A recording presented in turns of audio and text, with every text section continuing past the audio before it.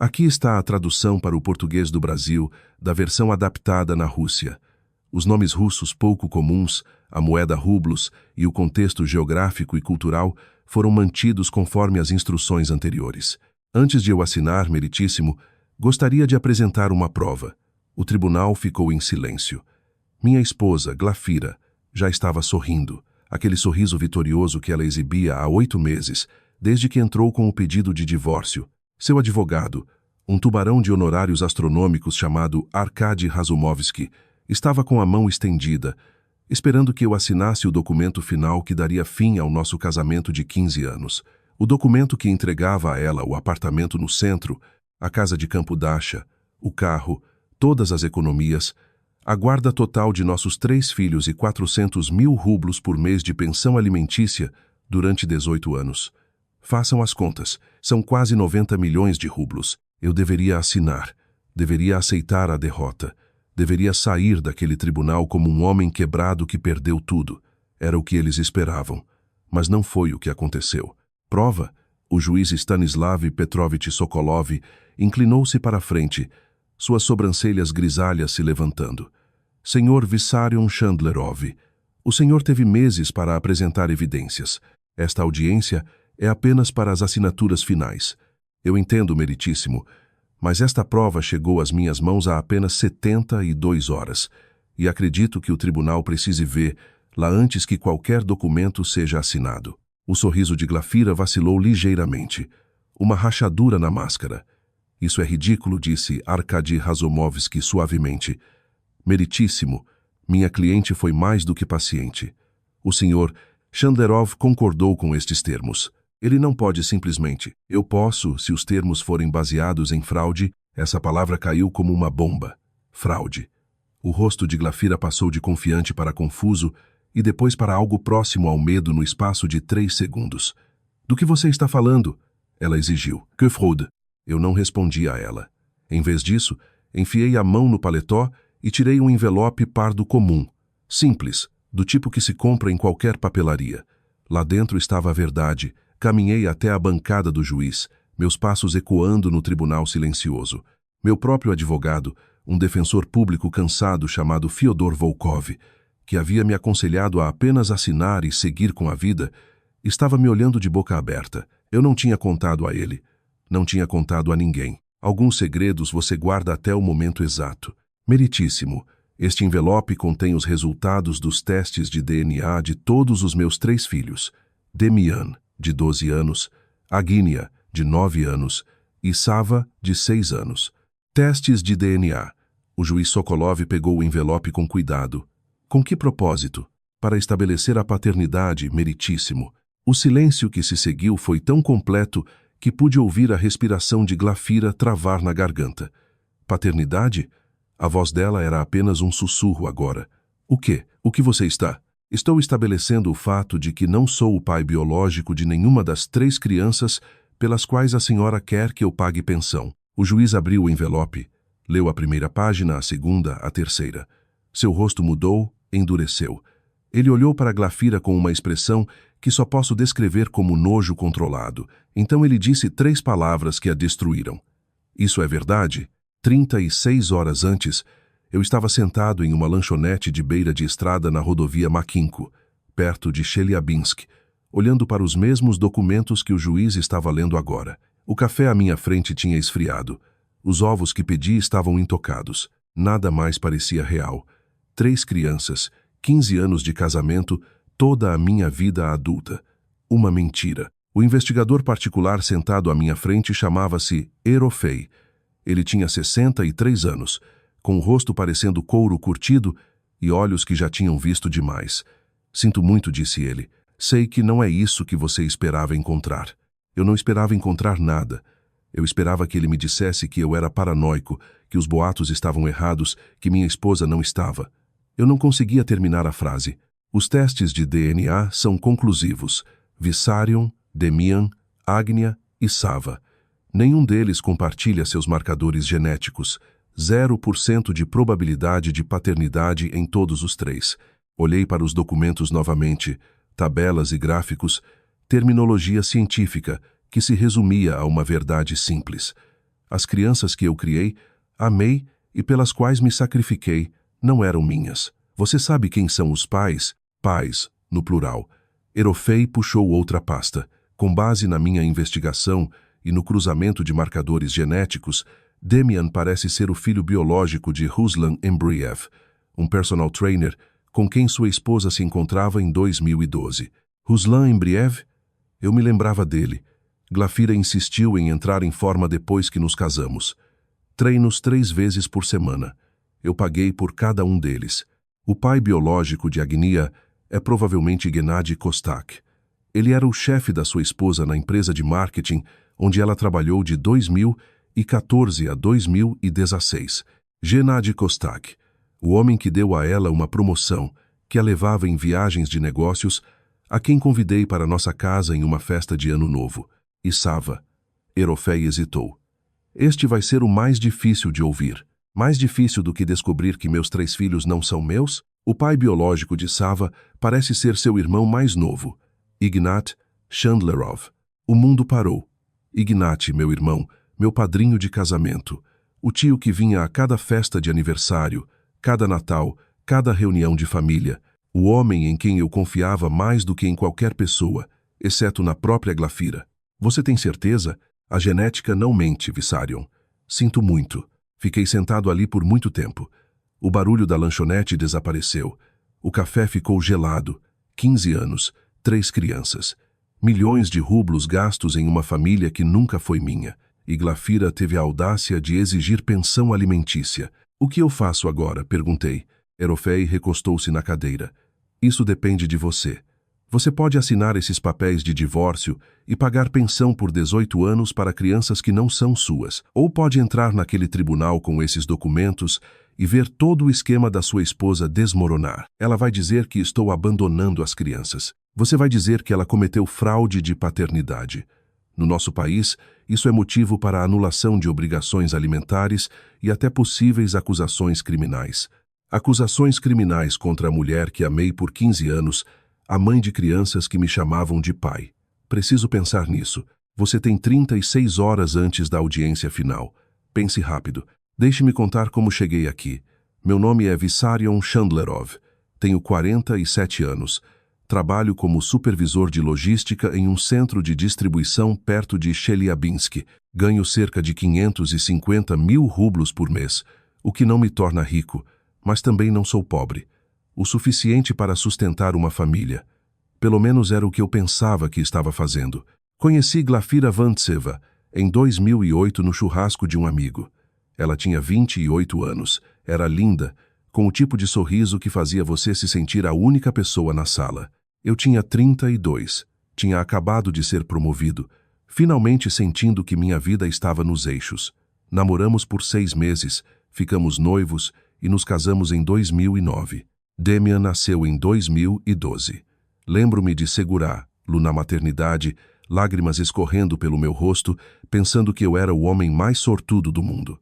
Meu filho, meu primogênito, só que ele não era meu filho. Era filho de Ruslan Embriev, concebido durante aquelas sessões de personal trainer que eu pagava.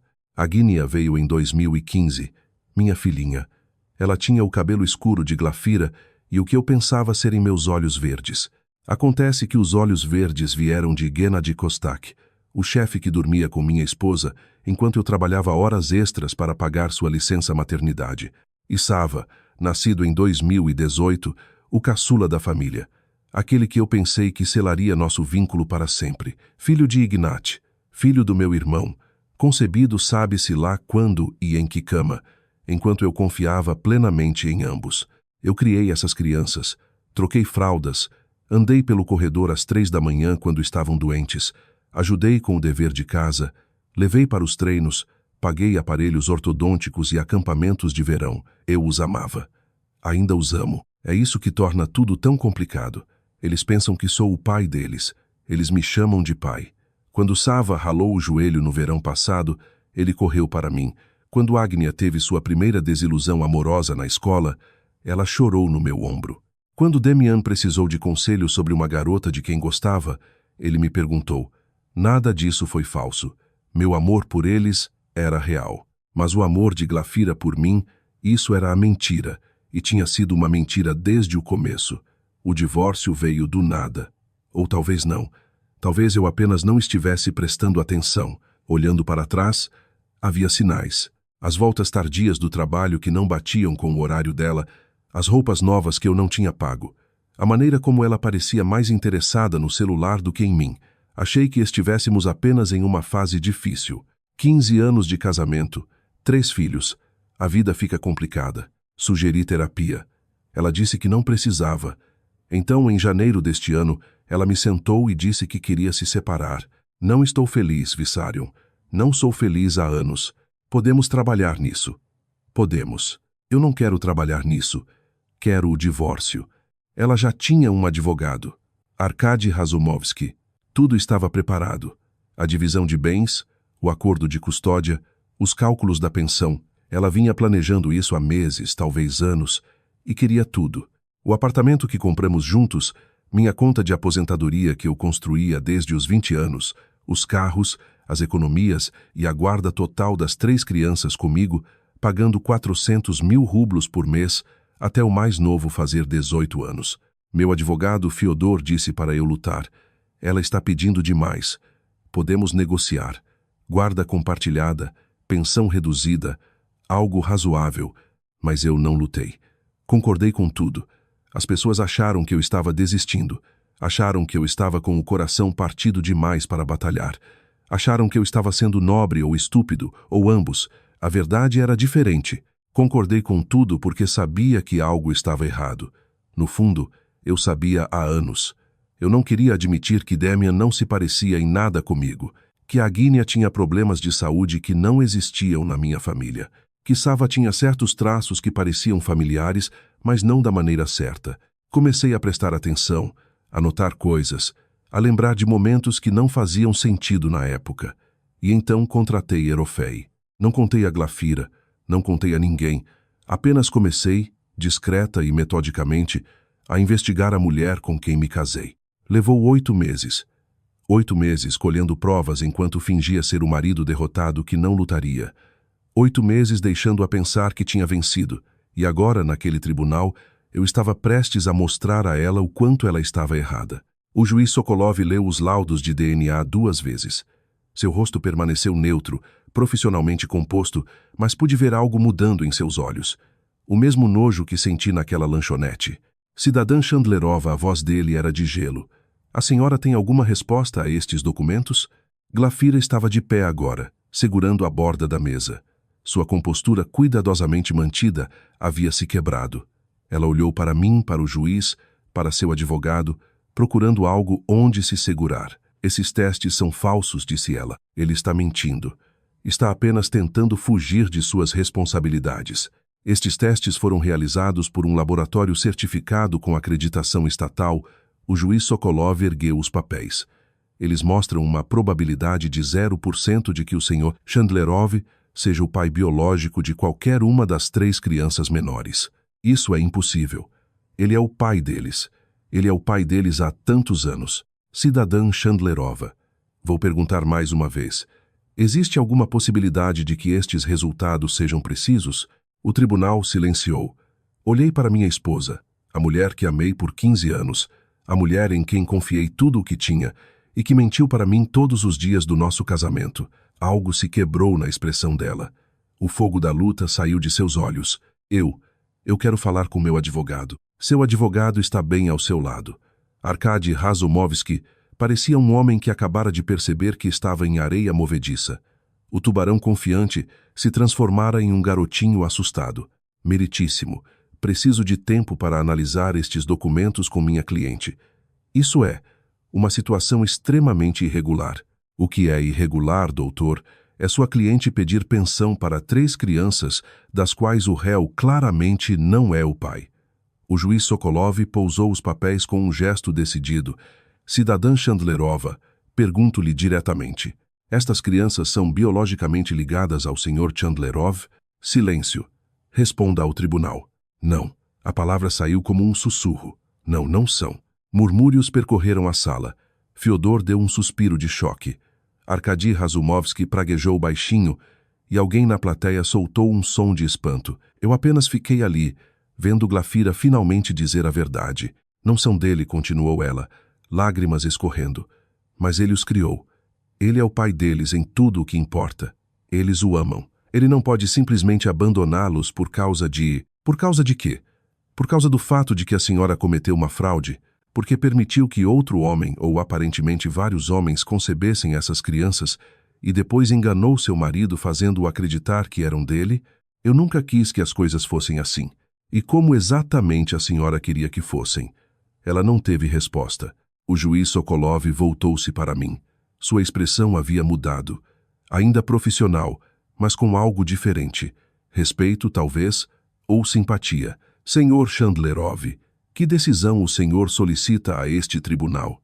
Eu tinha pensado nesse momento por meses, ensaiado o que diria, planejado exatamente como destruiria Glafira da mesma forma que ela destruiu minha confiança. Mas parado ali, diante de sua aparência quebrada, pensando em Demian, Agnia e Sava, percebi que as palavras preparadas não queriam sair. Meritíssimo, eu amei essas crianças. Ainda as amo. O que minha esposa fez comigo é imperdoável, mas elas não têm culpa de nada. Elas não escolheram isso. Eu entendo. Mas do ponto de vista jurídico, solicito que minha obrigação de pensão alimentícia seja anulada. Não sou o pai biológico deles. Não devo ser responsabilizado financeiramente por crianças concebidas pelas traições da minha esposa. Glafira soltou um soluço. No entanto, continuei. Gostaria de pedir ao tribunal que me conceda o direito de visitas. Essas crianças me conhecem como pai. Me apagar completamente da vida delas causaria mais dor do que a que já lhes foi causada. O juiz Sokolov estudou-me longamente. É uma posição notavelmente ponderada, Sr. Chandlerov, dadas as circunstâncias. Não me interessa a vingança, meritíssimo. Só quero que parem de mentir para mim, e quero que essas crianças saibam que há alguém na vida delas que as ama pelo que são e não pelo que podem prover. O juiz assentiu lentamente. Muito bem. Dadas as provas de fraude de paternidade, anulo o acordo de divórcio proposto em sua totalidade. O caso será remarcado para uma audiência completa onde a partilha de bens e os termos de custódia serão redefinidos levando em conta estes novos fatos. Ele olhou para Glafira. Cidadã Chandlerova, aconselho-a vivamente a contratar um advogado experiente em casos de fraude. O Estado pode decidir abrir um processo criminal, e este tribunal encaminhará o caso à promotoria para verificação. Processo criminal, por ter mentido sobre o pai, por ter roubado 15 anos da vida dele? Meritíssimo, por favor. A voz de Glafira tornou-se desesperada. Eu não posso ir para a prisão. Meus filhos precisam de mim. A senhora deveria ter pensado nisso antes de enganar o homem que os criou. O martelo bateu. Fiquei sentado no meu carro no estacionamento do tribunal por 1 hora depois que tudo acabou. Não me mexi, não liguei o motor. Apenas processei tudo. Eu tinha vencido, se é que se pode chamar assim. Glafira não ficaria com o apartamento. Não ficaria com minhas economias. Não ganharia 90 milhões por crianças que não eram minhas.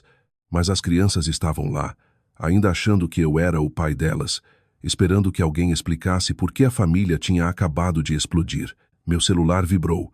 Uma mensagem de um número desconhecido. É o Demian. A mãe está chorando e não diz o que aconteceu. Você vem para casa?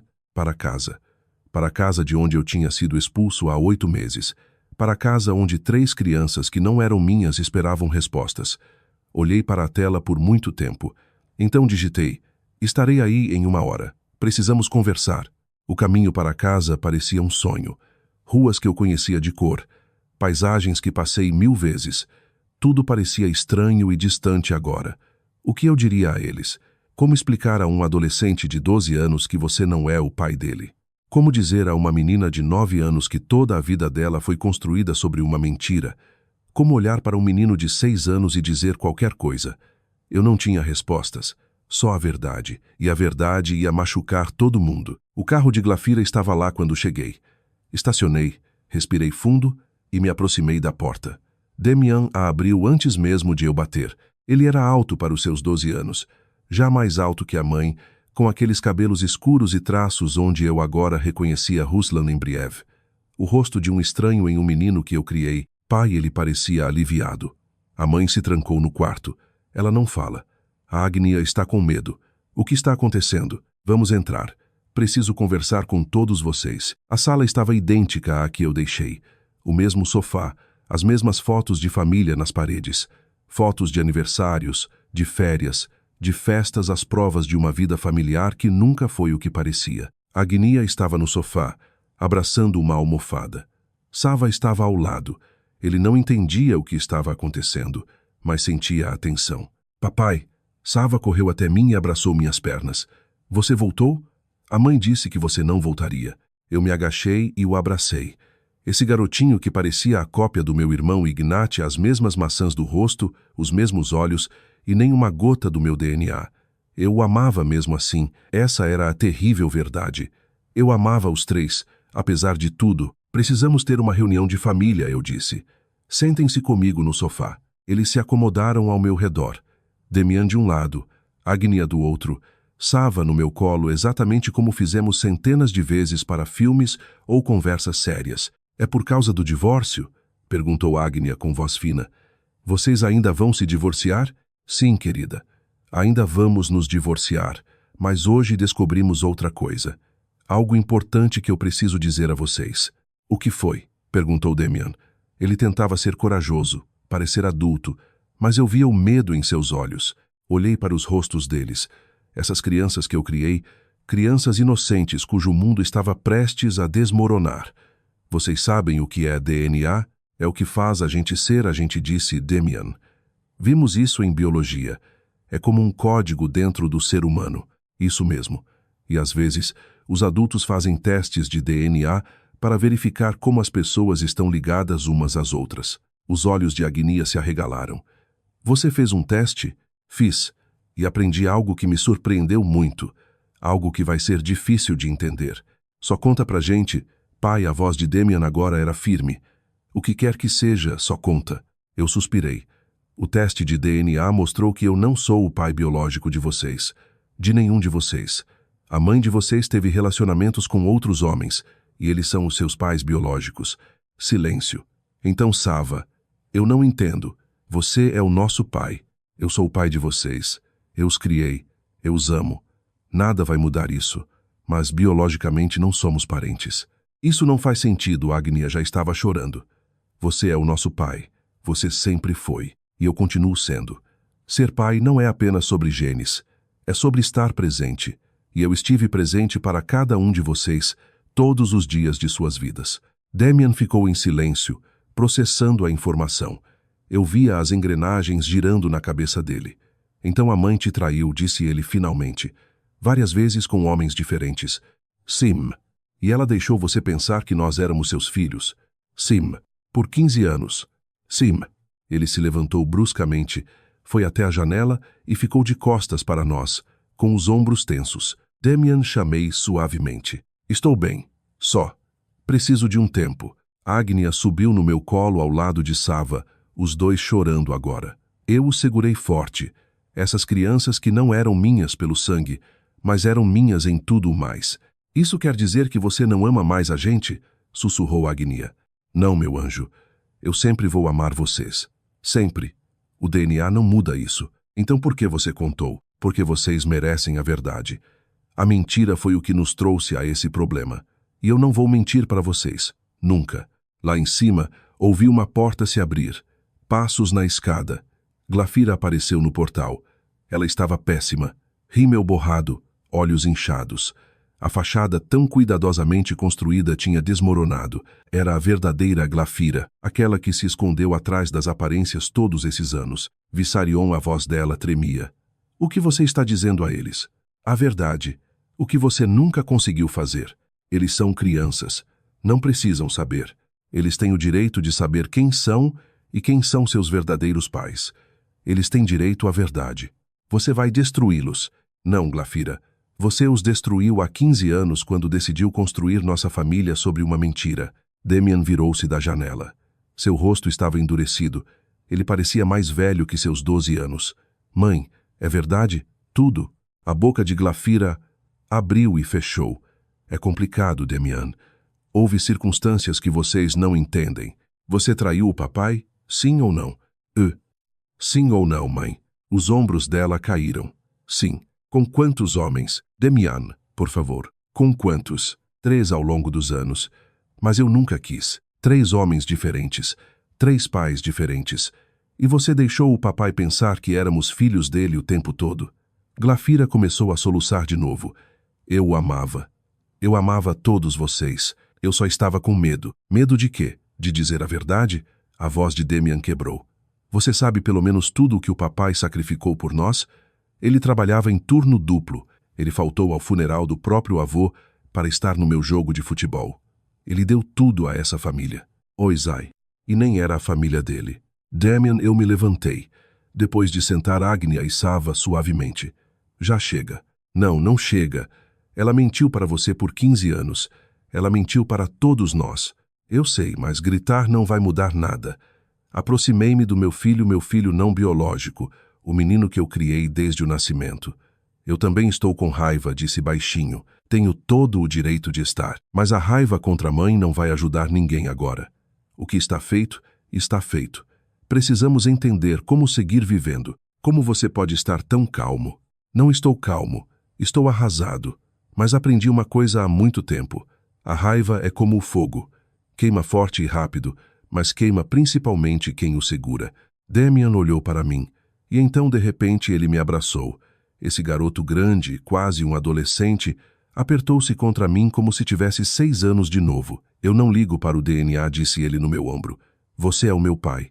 Você sempre foi o meu pai. E eu sempre serei, não importa o que aconteça. Ficamos assim por muito tempo. Então Agnia e Sava se juntaram a nós, cercando-nos com seus bracinhos. E Glafira ficou na entrada observando, chorando, vendo a família que ela destruiu, mas que decidia ficar unida sem ela.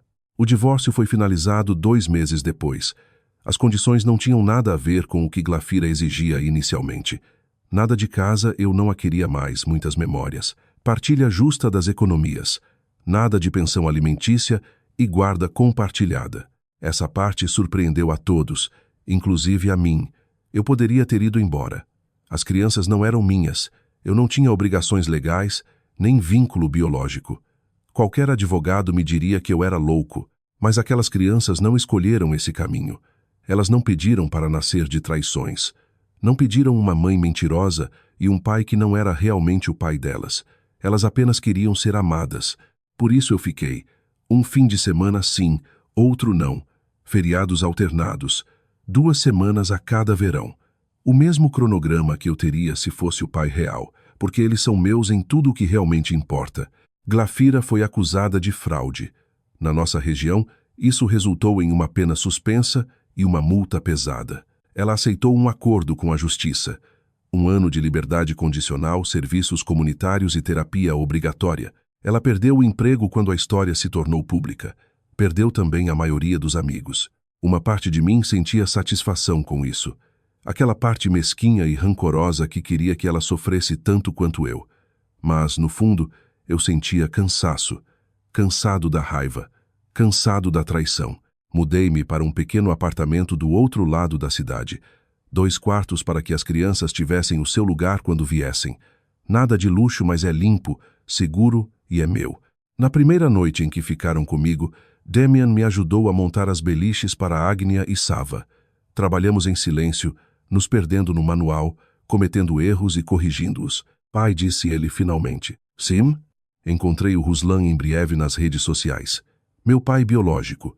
Parei de apertar o parafuso. E como ele é? Ele é treinador em Sochi. Tem a sua própria academia. Ele é casado, tem 2 filhos. Os filhos dele, entendo. Demian ficou em silêncio por um momento. Você acha que ele sabe de mim? Não sei. Sua mãe pode ter contado a ele. Ou não.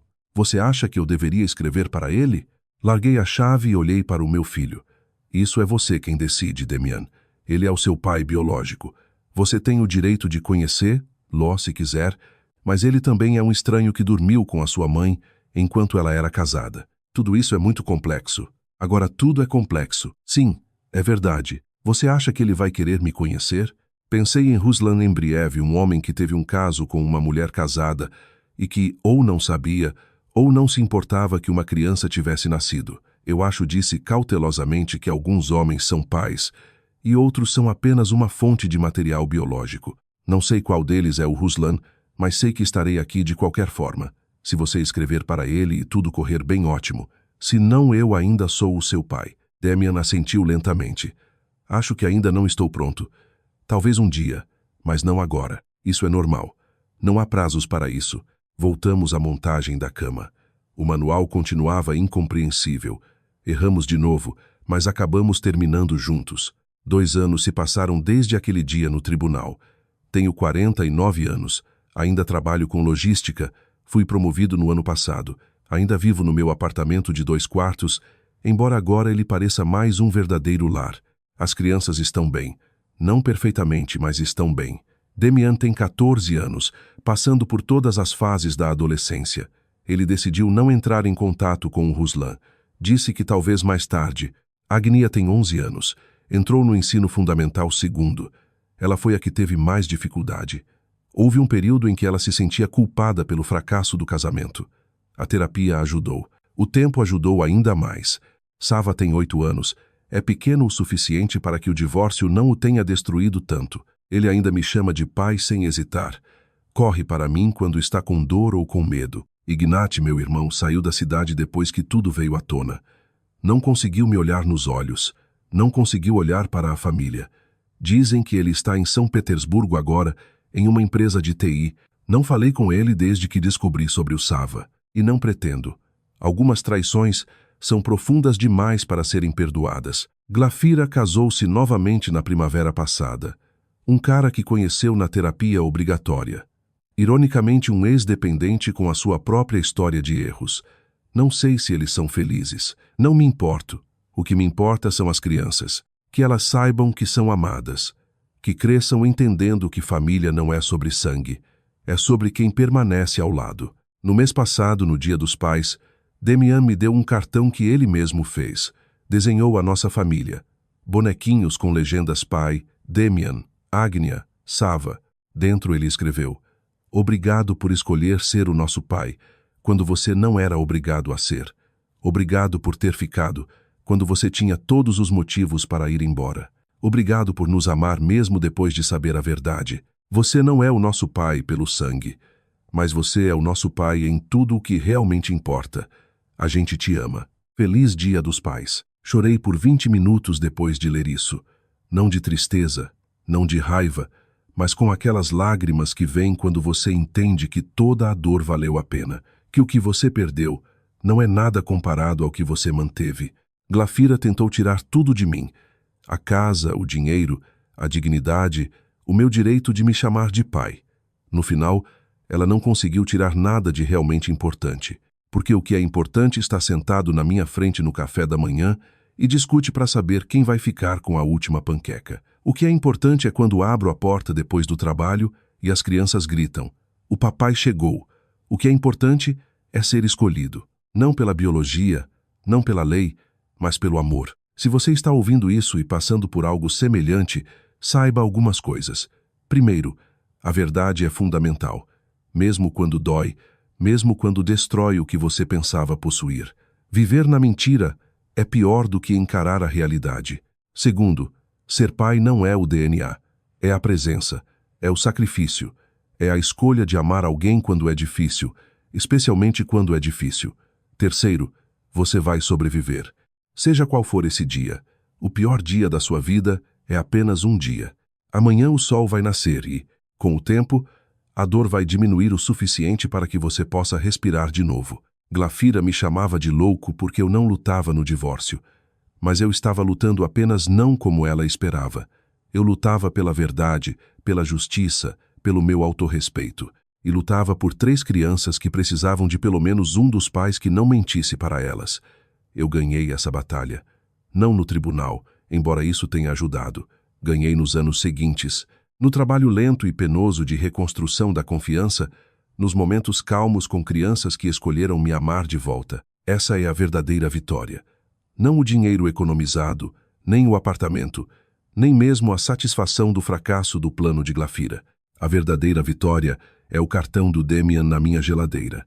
Os abraços da Agnia quando ela passa pela porta. A voz do Sava gritando papai por todo o campo de futebol.